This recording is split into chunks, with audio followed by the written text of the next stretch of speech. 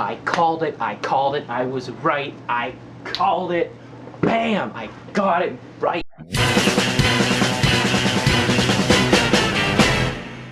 In case you haven't figured this out or you live under a rock, there was a new Counter-Strike game announced. It's called Counter-Strike Global Offensive, and I am so excited. We don't know much about this game, we don't even have screenshots whatsoever, but we do know that it exists because it was tweeted by a game reviewer that he got to play part of the new game called Global Offensive. He loves his job. And it was also stated a few times in different Facebook posts by people in the ESRB and by Valve employees. Now, like I said, details on this are very sparse. All we know is that it's going to be called Global Offensive. We don't even know if this is a direct sequel to Counter-Strike, so this might not be a Counter-Strike 2, but it is a new Counter-Strike. So that's very, very good, and that's very exciting for me because I did say there would be a new Counter-Strike game, didn't I? Counter-Strike 2, or Counter-Strike 2, or Counter-Strike 2, or Counter-Strike 2, or Counter-Strike 2, or Counter-Strike 2, Counter-Strike 2. For all we know, this could just be a console version of the original Counter-Strike source, and that does make sense because Valve has been kind of shifting over to consoles in their last few games.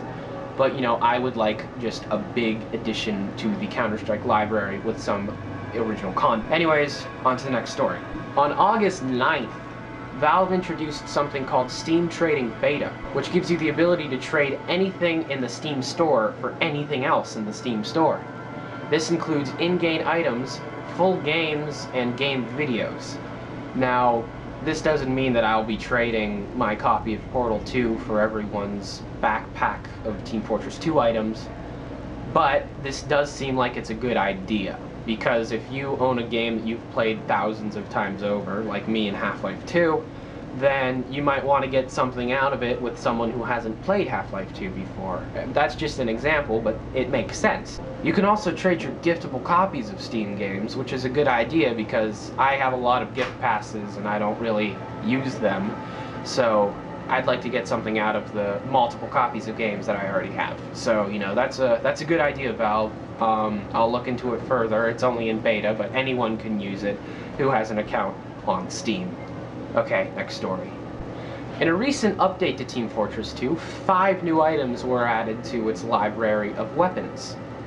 These items include the original, the Dragonborn helmet, the Anger, the Pinboy, and the Wingstick. I have talked about the original before, as it is a 1-to-1 copy of the original Quake rocket launcher, and it is a good weapon. Anyone can find it, anyone can craft for it, and it can be traded as well. Anyone that had Quake 4, I think a few days ago before like 8 p.m. Eastern Standard Time, they got a genuine Quake rocket launcher, but anyone can just find an original anywhere. So it won't be a genuine one, it might be like a vintage one or something like that, but you know, anyone can find it, craft for it, trade it. Now the one new item called the Pip-Boy is a redesign of the build PDA, and it was originally a promotional item for Fallout New Vegas. It is now available to the general public, and it does look like a Fallout New Vegas item. It even has the engineer with the little, you know, the guy with the thumbs up from Fallout, and it's really cool. It's just a redesign. It doesn't add anything to the game, but you know, it's a cool looking thing. So yeah, I'll probably craft for it. And the other items are just general miscellany, a hat and 2 little things for the engineer to wear on his like belt. But yeah, they're really cool looking items, and anyone can craft for them. Trade for them, and buy them in the store. So yeah, that's cool. Like I said, I'm super duper excited for the next Counter-Strike game. I am working heavily on expanding the Valve News Network reaches. I have a surprise, but I don't know if it'll happen. It's a surprise nevertheless, and it will take place maybe sometime in the future. I don't know.